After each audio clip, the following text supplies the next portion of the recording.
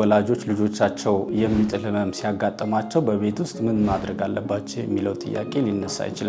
ሰላም፣ ዶክተር ቤተነኝ የህፃናት ስፔሻሊስት ሐኪም ከለቡ ስታር የእናቶችና የህፃናት እንዲሁም የውስጥ ደዌ ህክምና ማዕከል። ይህም እንግዲህ የመጀመሪያው ወላጆች ማድረግ ያለባቸው ሳይፈሩ መረጋጋት ወይንም ካልም መሆን ያስፈልጋል። አንደኛው ይሄ ነው። አደጋ የተፈጠረበት ቦታ ሴፍ ካልሆነ እንዳይጎዱ በሚጥላቸው ጊዜ ሴፍ የሆነ ኤንቫይሮንመንት አካባቢ ላይ መውሰድ ያስፈልጋል። ከአካባቢያቸው የሚጎዱ ነገሮች ስለታማ ነገር ሊሆኑ ይችላሉ።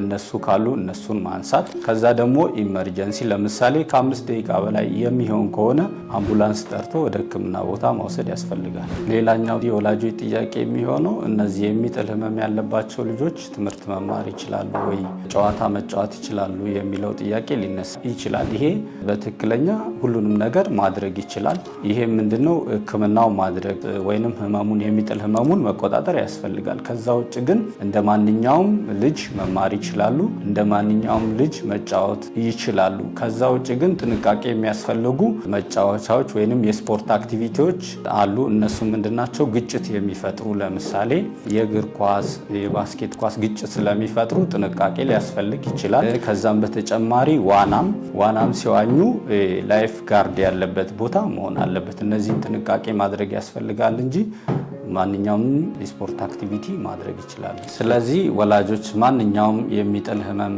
ልጆቻቸው ካላቸው ወደ ህክምና ቦታ ወስደው ማሳከም ይችላሉ። ተጨማሪ መረጃም ለቡ ስታርን ይጎብኙ።